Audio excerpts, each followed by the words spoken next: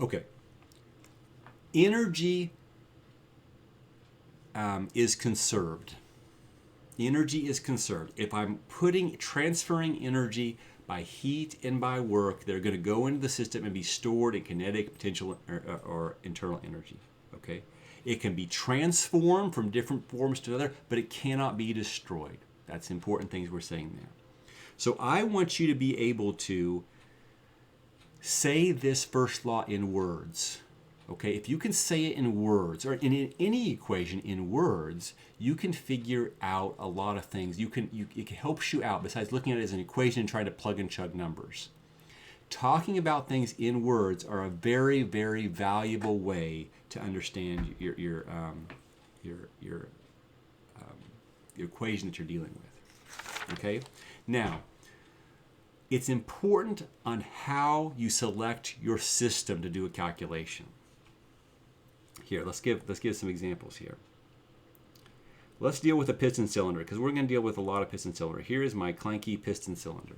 Okay, let's say that for my system, what I decide to do is I decide to look at my piston and my cylinder both in my system. Okay, that's going to be my system. My dotted line is my piston and my cylinder. When I do this, basically what's included inside of that is going to be the piston plus the gas. Okay, I'm going to say this is a gas inside of here. That's everything inside of that dotted line. Piston and the gas. So when I'm drawing my first law, what I'm going to have to say is the change in kinetic energy of my piston plus the change in kinetic energy of the gas plus the change in potential energy of the piston, plus the change in potential energy of the gas, plus the change in internal energy of the piston, plus the change in internal energy of the gas. I have to look at this, and I have to look at everything inside the system, every different component, and say, well, the change in kinetic energy of this, and the change in kinetic energy of something else. Everything inside of that dashed line. So I have three things inside my system. I have to have three kinetic energy, three potential energy, three internal energy segments. Now, what's this going to equal? It's going to equal Q minus W. Here, I'm just caring about what crosses the boundary. I don't care what's inside of it. I don't care what's inside of it. I care what crosses the boundary. So I just have one heat transfer term and one work term. I don't have to say the Q for the piston, the Q for the gas. I don't have to do that. I just don't have to do that. So what I'm going to tell you is, in every situation that you have, what I would recommend is that you make the system as simple as possible. Only put one thing inside the system. You can solve it with multiple things inside the system. Absolutely, you can solve it with multiple things inside the system. But try to solve it with only one thing inside of a system. That would be my suggestion. There's situations where we can't do that, but the most situations we can. Here is another situation.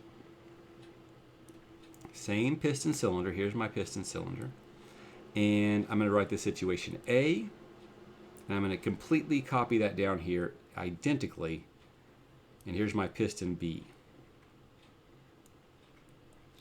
And these are not just piston cylinders, they're also going to have a resistor put inside of it. So here's going to be my resistor. There's my resistor put inside of it. Okay, my resistor here. And I'm going to make two systems here. I'm going to use a constant purple line to denote my system. Here is my purple.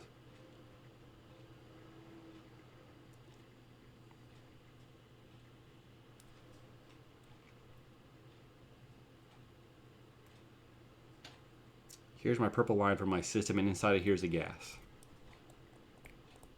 Now we're going to assume this resistor is so small, so thin that it really doesn't contribute any mass to the system. It's a small little. We don't have to worry about it like we worried about a piston inside here. We're just saying this system, one system is a gas, and one system, the system A and system B is just the gas that we're looking at here.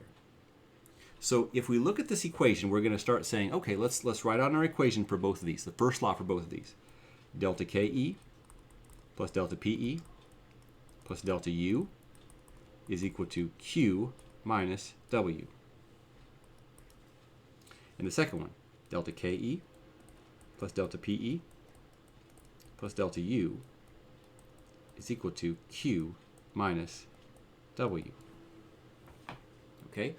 First law applies to both of these equally.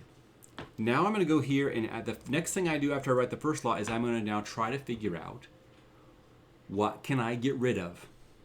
Okay? And in this case, I'm dealing with a piston cylinder, and I'm saying sitting on my desk, it's sitting on my bench. It is not changing kinetic nor potential energy. And that's a lot of our equations, or a lot of our situations are going to be steady, that are not moving. And so I can get rid of kinetic and potential energy in both of these cases.